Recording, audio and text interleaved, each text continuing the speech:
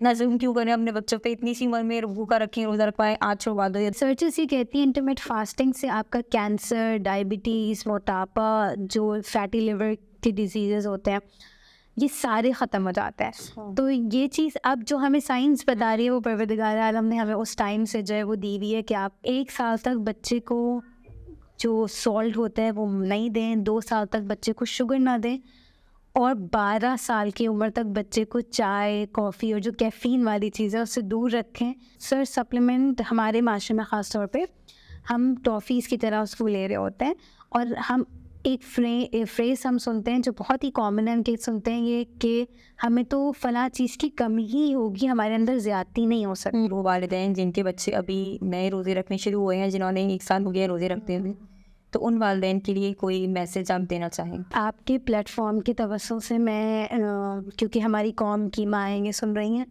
एक बहुत ही generic message तो मैं देना चाहती हूँ। कोशिश, क्योंकि मैं डील ही जो है वो न्यू बॉर्न बेबी से 18 साल तक के बच्चों को। अस्सलामुअलैकुम। उलूम अहले बैत के प्रोग्राम में खुश आमदीद। मैं आपके सामने आपकी मेज़बान सैयदा सिद्रा सज्जाद आज एक नए मौजू और नए मेहमान के साथ आपके सामने हाजिर हूँ। आज जो हमारी मेहमान हैं वो हैं डॉक्टर सैयदा एमन काज़िम, जो ना सिर्फ एक माहिर ग़िज़ाइयत हैं, बल्कि इसके साथ साथ वो ऑटिज़म और ADHD जैसे बच्चों की न्यूट्रिशन के हवाले से काम कर रही हैं। आइए इनसे मुलाकात करते हैं। अस्सलाम वालेकुम, कैसी हैं आप डॉक्टर साहिबा? वालेकुम अस्सलाम। डॉक्टर साहिबा, आपने पेडियाट्रिक न्यूट्रिशन में स्पेशलाइजेशन हासिल की है। इसके साथ ही साथ आप IMI के क्लिनिक में भी अपने फ़राइज़ अंजाम दे रही हैं, और इसमें सबसे अहसन चीज़ मैं शामिल करना चाहूँ तो आप एक ज़ाकिर अहले बैत भी हैं, जो कि बहुत ही ज़्यादा हमारे लिए और आपके लिए शर्फ़ की बात है। आपसे मैं पूछना चाहूँगी ये कि न्यूट्रिशन हमारी जिस्मानी सेहत के साथ साथ क्या हमारी रूहानी और नफ्सियाती ज़िंदगी पर भी असरअंदाज होती हैं? न्यूट्रिशन का बेसिकली हमारी ज़िंदगी के साथ साथ, हमारी बॉडी के साथ साथ, हमारी रूह के ऊपर भी एक बहुत ज़्यादा गहरा ताल्लुक़ है।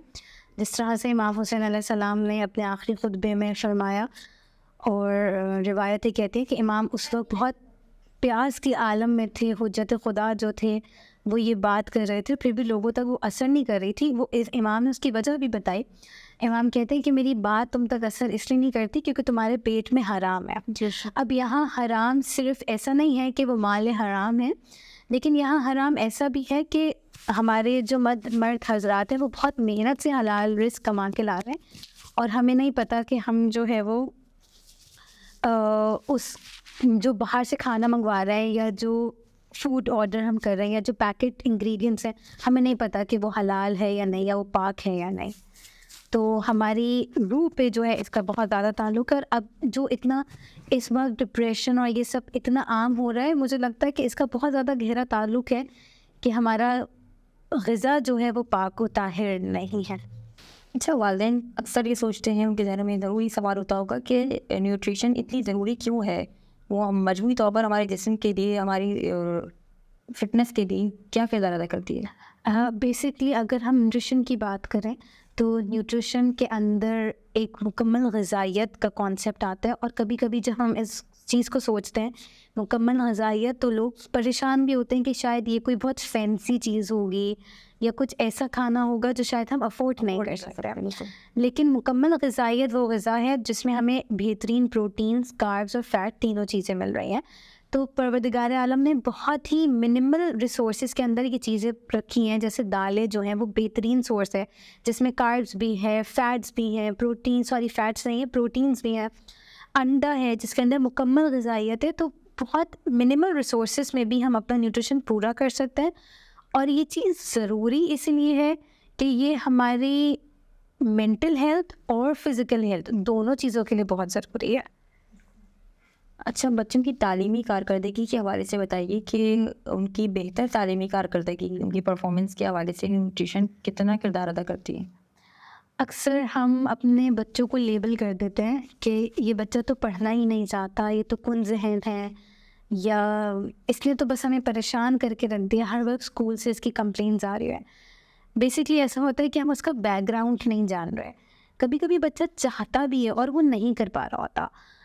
तो अगर हम बैकग्राउंड या बच्चे की न्यूट्रिएंट्स को देखें तो एक बहुत मेजर, अगर सिर्फ आयरन की बात करें तो आयरन की कमी जो है वो बच्चे का फोकस ख़राब कर रही है, वो बच्चे को अटेंशन जो है वो नहीं लगाने दे रही किसी भी चीज़ पे। तो अगर हम न्यूट्रिएंट्स बच्चे के कवर अप कर लें तो ये सारी चीज़ें कवर अप हो सकती हैं। ग़िज़ाइयत की कमी हमारी रोज़मर्रा ज़िंदगी के मामूलात पर किस तरह असरअंदाज होती है? मनफी असरात क्या हैं इसके? ग़िज़ाइयत की कमी जो है एक हमें बहुत तरीक़ों से इफ़ेक्ट करती है। सबसे पहले अगर हम बात करें कि हमें डिमोटिवेशन की तरफ लेके जाती है, यानी हम जो है ज़हनी तौर पे बहुत आमादा हैं होते हैं, कुछ करना भी चाह रहे होते हैं, लेकिन फ़िज़िकली हमारी बॉडी के अंदर वो स्ट्रेंथ ही नहीं है, वो ताकत ही नहीं है कि हम उठ के कुछ कर सकें। जैसे कि अगर हम एक गाड़ी की एग्जांपल लें, गाड़ी की मिसाल लें कि गाड़ी जो है वो तैयार है, उसके अंदर लोग बैठे हुए भी हैं, ड्राइवर भी बैठा हुआ है, उसको चलाना चाहता है, लेकिन उसके अंदर फ्यूल ही नहीं है, एनर्जी ही नहीं है। तो वो उन लोगों का इरादा है जाने का, लेकिन वो अपने मकसद को पूरा नहीं कर पाएंगे क्योंकि उसके अंदर जो एनर्जी चाहिए चलने के लिए फ्यूल वो है ही नहीं। इसी तरह हमारी बॉडी की भी मिसाल है कि अगर आप जहनी तौर पे आमादा भी हैं कुछ करने के लिए, लेकिन फ़िज़िकली आपके न्यूट्रिएंट्स पूरे नहीं हैं, तो आपकी बॉडी आपका साथ नहीं देगी उस चीज़ को पूरा करने के लिए। उसके अलावा लेज़ीनेस आपके अंदर आती है। अगर आपकी नींद पूरी भी है फिर भी आपको नींद आती रहेगी, हर वक्त थकान, चिड़चिड़ाहट होती रहेगी। ओवरऑल जो हमारी डेली लाइफ है वो बहुत ज़्यादा इफ़ेक्ट होती है अगर हमारे अंदर किसी चीज़ की डेफिशिएंसी है। अच्छा, हमारा क्योंकि टॉपिक ही है रमज़ान के हवाले से बच्चों की ग़िज़ाइयत है, तो सबसे पहले तो बुनियादी सवाल मैं आपसे ये करूँगी। हमारे माशरे में अमूमन देखा जाता है कि जब बच्चे पे रोज़े वाजिब हो गए, बेटा या बेटी पे, तो सबसे पहले जो ख़ास खुसूसन माँ है या बाप भी कभी ऐसे होते हैं, वो कहते हैं कि हमारी बच्ची तो अभी छोटी है, उसे क्या ज़रूरत है रोज़े रखवाने की, इतना जुल्म करने की क्या ज़रूरत है। बाज़ औक़ात तो लोग जुल्म का वर्ड यूज़ करते हैं लफ्ज़ कि इतना जुल्म क्यों करें अपने बच्चों पे, इतनी सी उम्र में भूखा रखें, रोज़ा रखवाएं, आज छुड़वा दो या 2 रखवा लो के 2 रख के 3 रोज़े छुड़वा दें, छोड़ के बच्चे रखें। तो इस हवाले से आप वालिदैन को क्या मैसेज देंगी? परवरदिगार आलम हमें 70 माओं से ज़्यादा चाहता है, तो वो कभी जुल्म अपने बंदे पे नहीं करेगा। और अगर रोज़े की बात करें तो रोज़ा तो हमारे ऊपर जो वाजिब हुआ वो 1400 साल पहले से, लेकिन आज की साइंस में अगर आपने सुना हो इंटरमिटेंट फास्टिंग बहुत ही ज़्यादा जो है वो इसके ऊपर रिसर्चेस हो रही हैं और बहुत सी बीमारियों से हमें निजात भी मिल रही है अगर हम इंटरमिटेंट फास्टिंग कर रहे हैं। इंटरमिटेंट फास्टिंग क्या है? 15 से 16 घंटे आपको भूखा रहना है, कुछ नहीं खाना, और उसके बाद जो टाइम मिल रहा है उसके अंदर आपने मील्स लेना है। तो अगर हम रोज़े का कॉन्सेप्ट देखें तो वो भी ये है कि आपने सहरी करनी है, अफ्तारी करनी है और बीच के अंदर आपने कुछ नहीं खाना। तो रिसर्चर्स ये कहती हैं इंटरमिटेंट फास्टिंग से आपका कैंसर, डायबिटीज़, मोटापा, जो फैटी लिवर के डिजीज़ होते हैं, ये सारे ख़त्म हो जाते हैं। तो ये चीज़ अब जो हमें साइंस बता रही है वो परवरदिगार आलम ने हमें उस टाइम से जो है वो दी हुई है कि आप रोज़ा जो कहते हैं ना कि आपकी सेहत की मतलब आपकी रूह की भी ज़कात है, आपकी सेहत की भी ज़कात है। सहरी के हवाले से बच्चों को हम क्या खिलाएं कि उनकी दिन भर की तवानाई जो है वो बरकरार रहे? बेहतरीन ऑप्शन अगर मैं एक समरी प्रोवाइड कर दूं तो बेहतरीन तरीका ये है अपने बच्चे को सहरी कराने का कि सहरी में जो फूड आइटम्स उसको देने चाहिए कि आप उसको एक पराठा, वो पराठा जो है वो सफ़ेद आटे का ना हो, वो जो है वो लाल आटे का, जिसे हम ब्राउन आटा और उसमें ब्राउन पोर्शन डाला हुआ हो उसका हो। उसके साथ एक कबाब आप दे सकते हैं, अंडा और एक गिलास दूध। बेसिकली होता ये है कि जब हम कोई रिफ़ाइंड चीज़ खाते हैं या कुछ ऐसी चीज़ खाते हैं जो हमें इंस्टेंट एनर्जी दे रहा है, तो उस वक्त तो हमारी एनर्जी की रिक्वायरमेंट पूरी हो जाती है, हमारी भूख भी कवर अप हो जाती है उससे, लेकिन फिर पूरा दिन हम एनर्जी हमारे पास नहीं रहती। तो जब हम कॉम्प्लेक्स कार्ब्स लेते हैं तो वो स्लोली ग्रेजुअली पूरा दिन हमें एनर्जी मिलती रहती है, और जब हमारे पास ग्लूकोज ख़त्म हो जाता है एनर्जी के लिए, तो बॉडी जो है वो प्रोटीन से एनर्जी लेती है। तो जब हमारा सहरी में प्रोटीन भी अच्छा ले चुके हुए होंगे हम, तो जब हमारा कार्ब्स ख़त्म हो गए तो हमारे पास बहुत अच्छा ऑप्शन होगा प्रोटीन्स का हमारी एनर्जी को मेंटेन रखने का। तो वो अक्सर ऐसा होता है ना कि पूरा दिन तो हम सही चलते हैं, फिर एंड के 2-3 घंटे जो है वो बहुत बुरी हालत हो जाती है, वो इसलिए कि हमारे पास प्रोटीन्स नहीं होते कि हमें एनर्जी प्रोवाइड करें। तो प्रोटीन्स और कॉम्प्लेक्स कार्ब्स जो हैं आपको अपनी सहरी के अंदर लाजमी लेना है। अक्सर वालिदैन जो हैं वो बच्चों को बग़ैर रोज़ों के भी सप्लीमेंट देने पे फोकियत रखते हैं, मतलब वो चाहते हैं कि बच्चों की जो है वो उनके मिनरल्स, उनके विटामिन्स को सप्लीमेंट के ज़रिए से पूरा किया जा सके। आप क्या समझती हैं कि रोज़े के दौरान बच्चों को विटामिन्स और सप्लीमेंट्स देना ज़रूरी है, चाहिए या नहीं? जो सारे फ्रूट ग्रुप्स हैं उनको अपनी डाइट के अंदर ले रहे हैं, फल भी ले रहे हैं, वेजिटेबल्स भी ले रहे हैं और कार्ब्स, प्रोटीन, फैट्स भी हम ले रहे हैं, तो फिर सप्लीमेंट्स की ज़रूरत नहीं होती। और अक्सर सप्लीमेंट हमारे माशरे में ख़ास तौर पे हम टॉफ़ीज़ की तरह उसको ले रहे होते हैं। और हम एक फ्रेज़ हम सुनते हैं जो बहुत ही कॉमन है, कि सुनते हैं ये कि हमें तो फ़लाँ चीज़ की कमी ही होगी, हमारे अंदर ज़्यादती नहीं हो सकती। और न्यूट्रिएंट की टॉक्सिसिटी जो है वो इतनी ख़तरनाक हो सकती है कि वो आपके जिगर को डैमेज कर सकती है, वो आपकी किडनीज़ को डैमेज कर सकती है, आपके ऑर्गन्स को इफ़ेक्ट कर सकती है। तो सबसे बेहतरीन तरीका और सबसे सेफ़ तरीका ये है कि आप टेस्ट कराएं। अगर टेस्ट में किसी चीज़ की कमी आती है, चाहे बच्चे का रोज़ा है या नहीं है, उसके बाद सप्लीमेंट दें, उससे पहले नहीं दें। और अगर फिर भी लगता है कि बच्चा बहुत लेथार्जिक हो रहा है, यानी बहुत थकन उसको फ़ील हो रही है, तो आप बच्चे की हाइड्रेशन को मेंटेन कर सकते हैं, उसके इलेक्ट्रोलाइट्स को मेंटेन कर सकते हैं। आप उसको ORS दे दें ताकि उसके इलेक्ट्रोलाइट बैलेंस रहे, लेकिन सप्लीमेंट देना एक सेफ़ ऑप्शन नहीं है। जो बच्चे नए रोज़े रखने जिन्होंने शुरू किए हैं, जिनको ऊपर भी वाजिब हुए हैं, उनकी रूटीन नहीं है, उन्होंने पहले रोज़ा नहीं रखा, तो वो किस तरह से सहरी में कुछ खाएं? क्योंकि अक्सर बच्चों के साथ ये शिकायत आती है, वालिदैन के लिए होती है ये परेशानी का सबब कि बच्चा सहरी नहीं करेगा, नहीं दिल चाह रहा उसका, अब जब सहरी नहीं करेगा तो रोज़ा कैसे रख पाए? ऐसा ही है कि अमूमन बच्चे जो है वो सहरी के टाइम पे बहुत ज़्यादा विलिंग नहीं होते कुछ खाने के लिए। तो इसमें बेहतरीन ये तरीका ये है कि घर के अंदर एक डिसिप्लिन को जो है वो मेंटेन किया जाए, जल्दी सोएं ताकि बच्चा जो है वो जल्दी सहरी के टाइम उठ सके। और ऐसा नहीं है कि एट द 11th आवर आप बच्चे को उठाएं कि नहीं बस सपोर्ट जो 2 मिनट रहते हैं सहरी करने में, नहीं, आप कोशिश करें कि बच्चे को आधा घंटा पहले या 1 घंटे पहले उठाएं ताकि बच्चा जो थोड़ा सा प्रोसेस कर सके, आमादा हो सके, हाँ, कि थोड़ा सा जाग सके कि हाँ अब मैंने सहरी करनी है, ना कि ये हो कि बस 5 मिनट रहते हैं उठो और जल्दी से सहरी कर लो। तो बेहतर ये है कि एक डिसिप्लिन फॉलो किया जाए, जल्दी सोया जाए और जल्दी उठा जाए, अपने काम जो हैं वो उसी वक्त सहरी के टाइम पे ही जो है वो मुकम्मल कर लिए जाए ताकि पूरा दिन आराम भी कर सकें। और अगरचे बच्चा नहीं उठ पा रहा तो फिर कोशिश करें कि जिस वक्त बच्चा सो रहा है, जैसे अगर बच्चा लेट सो रहा है, 2 या 3 बजे सो रहा है, फिर उसके लिए बहुत मुश्किल है सहरी के टाइम उठना, तो बस फिर वो उसी वक्त जो है वो अपनी सहरी कर ले या जो उसको खाना है वो खा ले, ताकि फिर जो एक कॉन्सेप्ट है ना कि सहरी नहीं की या अफ्तारी के बाद फिर कुछ नहीं खाया और फिर नेक्स्ट डे अफ्तारी की है, तो फिर उससे बहुत ज़्यादा वीकनेस हो सकती है, वो चीज़ ना हो एटलीस्ट। अच्छा, जैसे आपने भी जिक्र किया कि अक्सर लोग ऐसा करते हैं कि इफ्तारी करते हैं, उसके बाद पूरा टाइम कुछ नहीं खाते, सहरी में भी नहीं कुछ खाते और फिर अगले दिन का रोज़ा शुरू हो जाता है। एग्जैक्टली ऐसे ये बच्चों के साथ अगर ये चीज़ होने लगी तो किस हद तक नुकसानदेह है? ये बहुत ज़्यादा नुकसानदेह है, क्योंकि एक तो जिस उम्र में बच्चों पे रोज़े वाजिब हुए हैं वो उनका एक ग्रोथ फेज़ है। यानी अमूमन अगर हम लड़कियों की बात करें तो 9 साल की लड़की बच्ची जो है वो रोज़ा रख रही है, और लड़कों की बात करें तो वो 13-14 साल की उम्र में जो है वो रोज़ा रख रहे हैं। तो ये दोनों लड़की के लिए भी और लड़कों के लिए ऐसे फेज़ हैं जब उनमें एक रैपिड ग्रोथ आ रही है, और उस ग्रोथ को मेंटेन करने के लिए न्यूट्रिएंट्स जो हैं वो बहुत ज़रूरी है।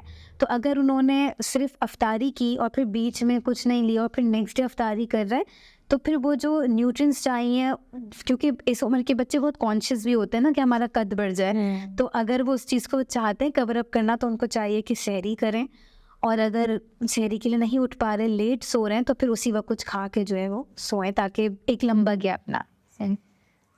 इफ्तार के हवाले से बताइए कि जब हम रोज़ा इफ्तार करना शुरू करें तो फिर बच्चों को सबसे पहले क्या चीज़ देनी ज़रूरी है, अच्छा उनके लिए है कि वो रोज़े को उनकी ग़िज़ाइयत को बरकरार रखे? बेहतरीन तरीका तो जो सुन्नत में भी हमें बताया गया कि आप खजूर खा के अपना जो है इफ्तार खोलें, और अगर बहुत ज़्यादा प्यास की शिद्दत है तो खजूर खा के थोड़ा सा पानी पी के और फिर फ्रूट्स खा लें। अच्छा, अमूमन जो हम फ्रूट खा रहे होते हैं वो फ्रूट चाट की फॉर्म में खा रहे होते हैं, जिसके अंदर हम सफ़ेद चीनी का इस्तेमाल करते हैं।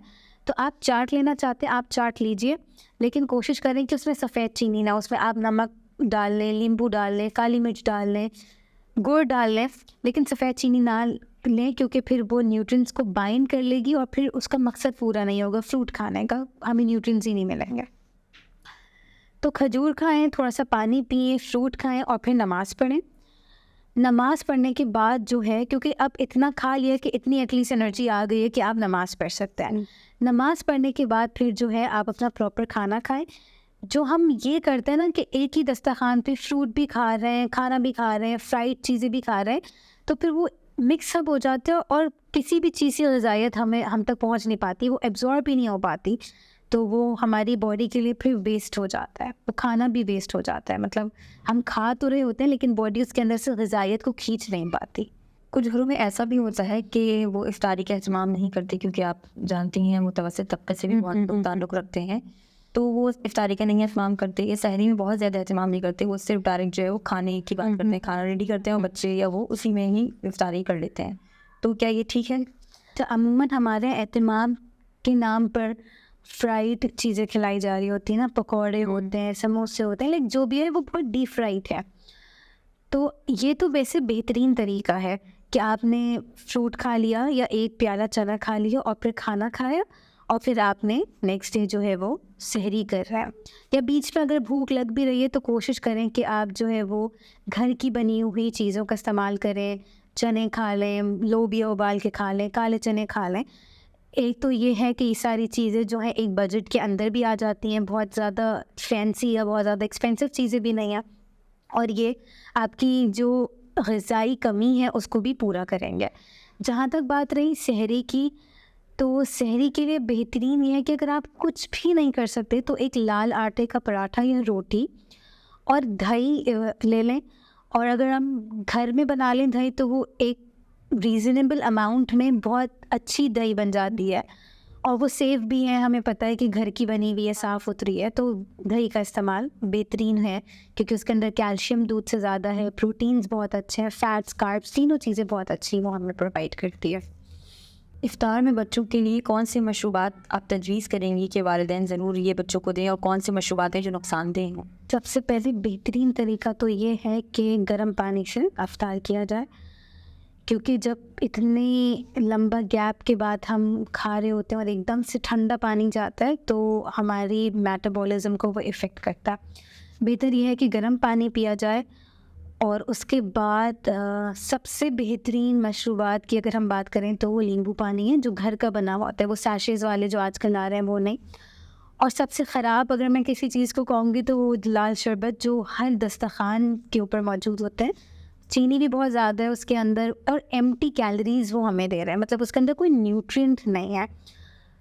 तो बेहतर ये है कि घर का बनाया हुआ नींबू पानी पी सकते हैं। उसके अलावा हम कभी कभी कहते हैं कि ईट योर वाटर, यानी अपने पानी को खा लो। परवरदिगार आलम ने कुछ ऐसे फ्रूट्स हमें दिए हैं जिसके अंदर पानी बहुत ज़्यादा है, जो हमारी डिहाइड्रेशन को कवर अप करता है, जिसके अंदर खीरा आता है, तरबूज आता है, खरबूजा आता है। सो इन चीज़ों का इस्तेमाल करके अपनी डिहाइड्रेशन को जो है वो कवर अप कर सकते हैं।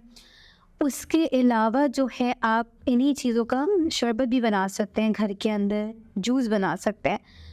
तो बेहतर ये है कि बाज़ार के डब्बे वाले जो जूस होते हैं, लाल शरबत जो होता है, ख़ास तौर पे कोल्ड ड्रिंक्स, अफ्तार के टाइम पे तो कोल्ड ड्रिंक जो कार्बोनेटेड ड्रिंक्स होती है वो तो बिल्कुल भी नहीं होनी चाहिए, क्योंकि वो पूरी जो न्यूट्रिएंट हम ले रहे हैं उसको ख़राब कर देता है। बच्चे रोज़े के दौरान स्कूल भी जाते हैं अक्सर। अब आजकल तो ये होता है कि पेपर भी कुछ स्कूल्स में जो है वो स्टार्ट हो जाते हैं रमज़ान में, तो पढ़ाई पर उनकी तवज्जो कैसे कंट्रोल किया जा सके? बच्चे की जो ग़िज़ाई ज़रूरियत है उसका बहुत ज़्यादा ख़याल रखें और उन रिक्वायरमेंट्स को पूरा करें।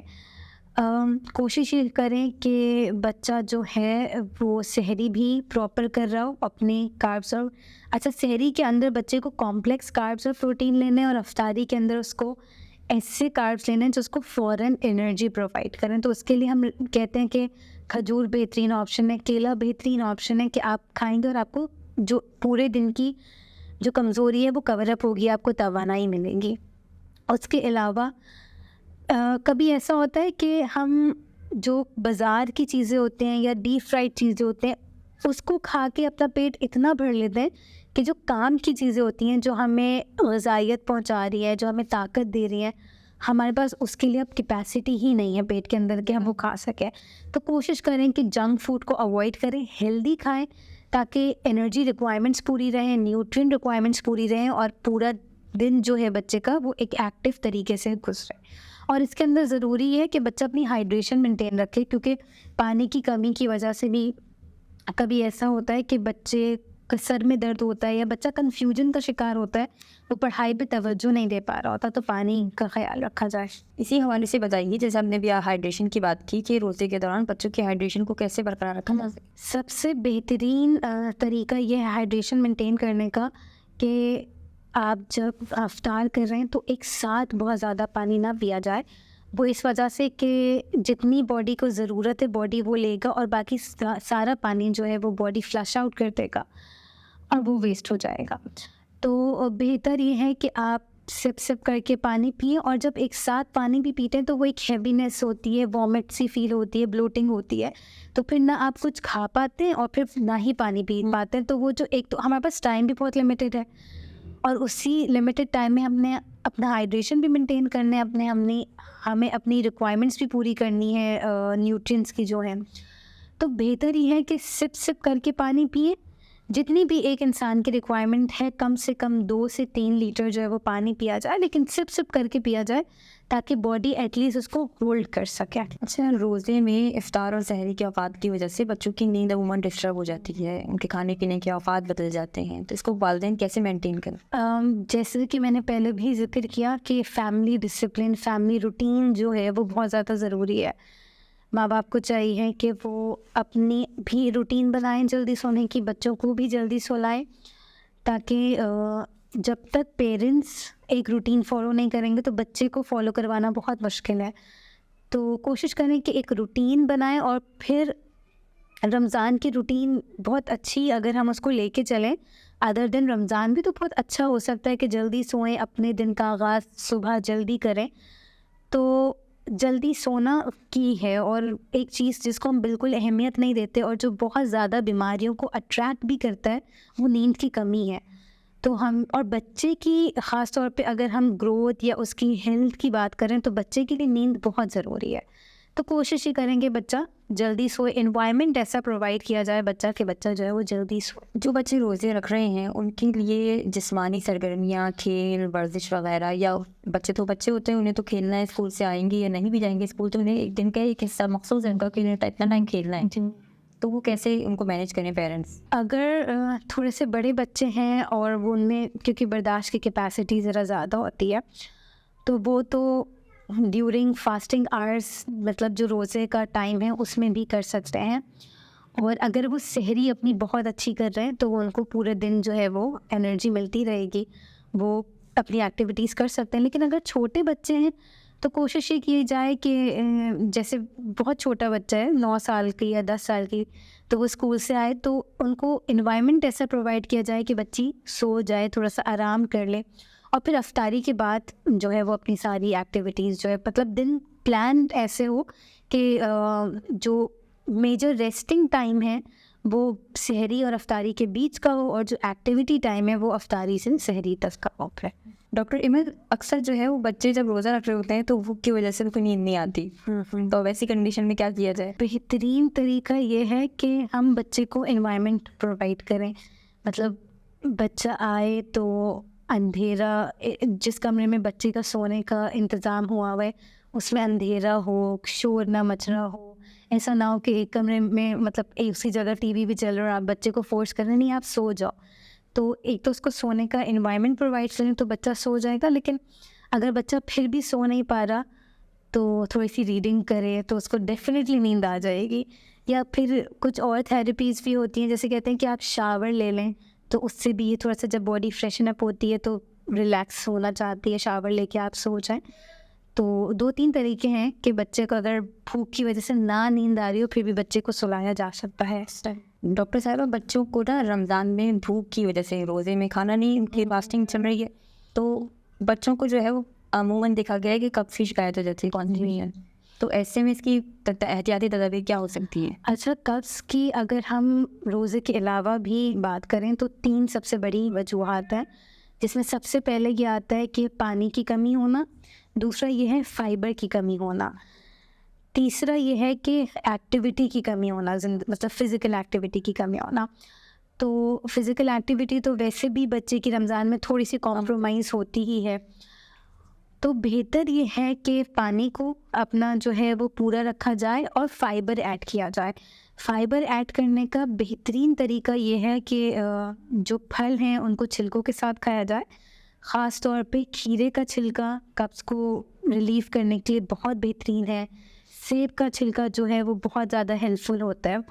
उसके अलावा जो तख़्म मलंगा जो होता है उसको पानी में भिगो के शरबत में मिला लें, पानी में मिला लें, तो उससे भी बहुत अच्छा फ़ाइबर मिलता है और उससे भी कब्ज़ की जो शिकायत है वो दूर हो सकती है। अच्छा, आखिर में हमारे नाज़रीन को आप क्या पैगाम देना चाहेंगी, वो वालिदैन जिनके बच्चे अभी नए रोज़े रखने शुरू हुए हैं, जिन्होंने 1 साल हो गया रोज़े रखते हुए, तो उन वालिदैन के लिए कोई मैसेज आप देना चाहें? उन वालिदैन को मैं सिर्फ़ ये कहना चाहूँगी कि थोड़ा सा बच्चों को भी अंडरस्टैंड करें, क्योंकि एक तो उनकी एज ऐसी है कि वो प्यूबर्टी वाली एज पर हैं और वैसे ही तो ऐसे टैंट्रम्स बच्चे के अंदर उस एज में आ जाता है। प्लस ये कि रोज़े की हालत है, भूख है, तो वैसे ही टैंट्रम्स जो है वो एक्टिवेट हुए हैं। तो थोड़ा सा जो है बच्चे की ग़िज़ाइयत और इन सब के साथ साथ बच्चे का इमोशनल जो बबल है उसका भी ख़याल रखा जाए और उसके साथ साथ जो है बच्चे की ग़िज़ाइयत के ऊपर कॉम्प्रोमाइज़ नहीं किया जाए। मतलब कभी ऐसा होता है कि वालिदैन मोहब्बत के अंदर ही कभी बर्गर दे दिया, पिज़्ज़ा दे दिया और वो अपनी मोहब्बत में दे रहे हैं और उससे ज़्यादा लाइक सस्ती चीज़ अच्छी और जिसे ग़िज़ाइयत के हवाले से हम बच्चे को प्रोवाइड कर सकते हैं, तो वो बच्चे को मोहब्बत के नाम पे जो है ख़राब चीज़ों का ऑप्शंस ना दिए जाए, अच्छी चीज़ों के ऊपर पैसा खर्च किया जाए। और बेहतरीन ये है कि चने जो है मतलब वो इतनी बेहतरीन चीज़ है, चने और लोबिया ख़ास तौर पे यंगस्टर्स के लिए जिनकी ग्रोथ वाला फ़ेज़ है, जिनका कद भी बढ़ रहा है, प्यूबर्टी भी आ रही है, तो उनको चाहिए कि प्रोटीन का ख़याल रखें। ये सारी चीज़ें जो है बच्चे की डाइट के अंदर ऐड करें और बच्चे को फ़ोर्स ना करें। कभी कभी ऐसा होता है कि हम बच्चों को टॉन्ट कर देते हैं, अरे तुमने तो रोज़ा रखा है और तुम माँ बाप से बदतमीज़ी कर रहे हो, अरे तुमने रोज़ा रखा है और तुम ये काम कर रहे हो। तो बच्चे को थोड़ा सा रिलीफ दे के उसको रोज़ प्रेशराइज़ ना करें, अच्छा तुमने रोज़ा रखा है तो तुम ये सारे काम नहीं कर सकते। गो विद द फ्लो, बच्चे को उसके हाल पे थोड़ा सा छोड़ दिया जाए। आपके प्लेटफॉर्म की तवज्जो से मैं क्योंकि हमारी कौम की माएँ ये सुन रही हैं, एक बहुत ही जेनेरिक मैसेज तो मैं देना चाहती हूँ। कोशिश क्योंकि मैं डील ही जो है वो न्यू बॉर्न बेबी से 18 साल तक के बच्चों को कर रही हूँ। कोशिश करें कि माँ के दूध का ऑल्टरनेट कुछ भी नहीं है। बिल्कुल। और माँ के दूध से ना सिर्फ ग़िज़ाइयत बल्कि विरासत भी जो है वो आगे बढ़ती है। कोशिश ही करें कि डब्बे के दूध से जितने अपने बच्चे को महफूज रख सकते हैं रखें। दूसरा ये कि 1 साल तक बच्चे को जो सॉल्ट होता है वो नहीं दें, 2 साल तक बच्चे को शुगर ना दें और 12 साल की उम्र तक बच्चे को चाय, कॉफ़ी और जो कैफ़ीन वाली चीज़ है उससे दूर रखें। और इंशाल्लाह के ये बच्चे जो हमारे पास है ना, ये इमाम ज़माना की अमानत है हमारे पास।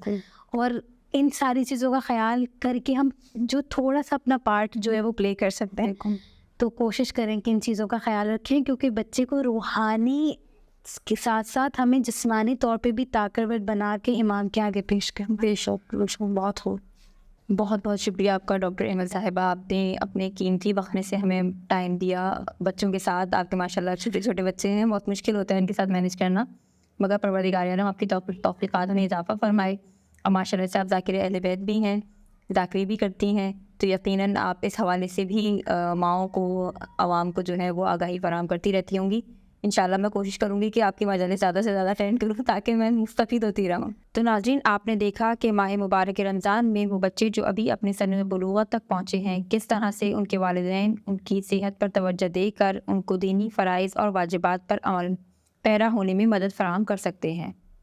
अगर हम बच्चों की जिस्मानी ज़रूरियात का ख्याल रखेंगे, उनको ग़िज़ाइयत से भरपूर ग़िज़ा फराहम करेंगे, तो यकीनन हमारे बच्चे भरपूर रमज़ान गुजार सकेंगे और अपने वाजिबात और फ़राइज़ पर अमल पैरा हो सकेंगे। परवरदिगार आलम हमें माह मुबारक रमज़ान में बरकतें समेटने की तौफ़ीक़ दे और हमारे नेक अमाल को अपनी बारगाह में कबूल करे। आमीन। इंशाअल्लाह अगले किसी नए प्रोग्राम में किसी नए मेहमान के साथ नए मौजू में आपके सामने हाज़िर होंगे। जब तक के लिए अल्लाह हाफ़िज़। अल्लाहुम्मा अज्जिल वलीकल फ़रज।